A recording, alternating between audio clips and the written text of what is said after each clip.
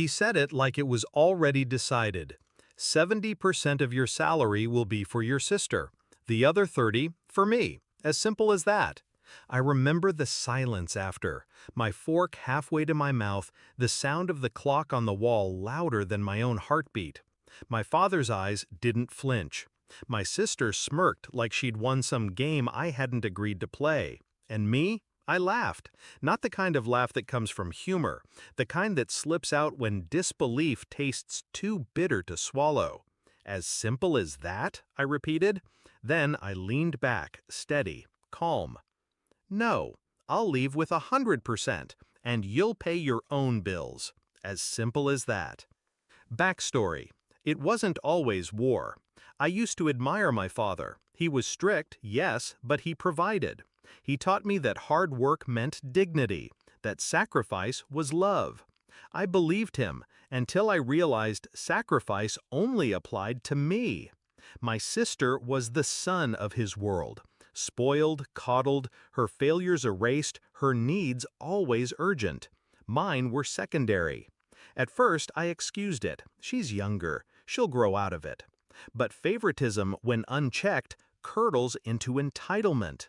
By the time I landed my first real job, they both saw my salary as theirs. My sister didn't even bother to hide her expectations. You'll help, right? Dad says you'll take care of me. Take care of her? She was 25, capable, but lazy by design. And my father, once the man who preached self-reliance, now weaponized his authority for her comfort. That night at the dinner table, when he declared my paycheck their property, I knew it wasn't a request. It was a decree. The discovery. Their plan wasn't casual. I stumbled across it weeks before. I found messages on my father's phone while he napped. My sister whining about bills, him assuring her, "Don't worry, your brother's salary will cover everything. I'll make him understand." Make me understand? I didn't confront them immediately. Emotion is loud. Revenge requires silence. I smiled through dinners, nodded through lectures, listened as they outlined their vision for my money. All the while, I built my own. The shift. Here's what they didn't realize. Independence isn't just financial, it's strategic. My name was on my lease, my accounts, my car. Every contract was mine alone. They were banking on my obedience, not my foresight. I decided not only to walk away, but to let them feel the weight of the void I'd leave behind. Step 1, I redirected my pay. New account, new bank, untraceable to them. Step 2, I canceled every automatic payment that tied me to their comfort, utilities, groceries, family subscriptions that I alone had funded. Step 3, I moved. Quietly, methodically, one box at a time until my apartment was stripped of me, leaving nothing but walls. I didn't leave a note, just absence. The execution. The first call came on the first of the month. My father, his voice tight. "Your sister's rent wasn't paid. Did you forget?" I let the silence hang before answering. "No, I didn't forget. It's just not my rent to pay."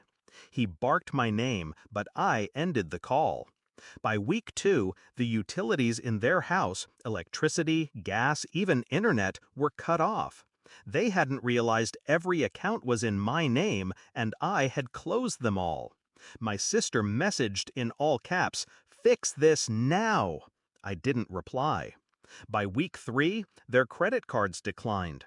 I had been the guarantor on their last desperate applications. Without my income, they had no approval, no safety net. My father showed up at my old apartment, pounding on the door. The neighbor told him they moved out. The panic tasted better than victory. The confrontation. It was month 2 when they finally tracked me down. They showed up at my new place, nicer, brighter, far away from them. My father's face was pale. My sister's makeup streaked from crying. "You can't do this to us," he said, the authority gone from his tone. "Can't?" I asked. I stepped outside, closing the door behind me. You told me my salary was yours, that my life was yours, but here's the truth. You don't own me. You never did. My sister lunged forward, desperate. We're family. I looked her in the eye, calm, precise. No. Family asks. Family doesn't take. You should have asked first. Their silence was heavier than shouting. The downfall. Within months, the picture was clear. My sister had to get a job, a real one. My father, stripped of my income, was suddenly humbled. Bills piled up, creditors called. The world he built on my back collapsed because it was never his to stand on. I didn't gloat. I didn't scream. I let reality deliver the punishment they'd earned. And every time I checked my bank account, every time I paid my own bills without their shadow over me, I felt something I hadn't in years: freedom. They tried to guilt me later, of course. Calls laced with nostalgia, messages about family unity. But manipulation loses its edge once you've seen the blah.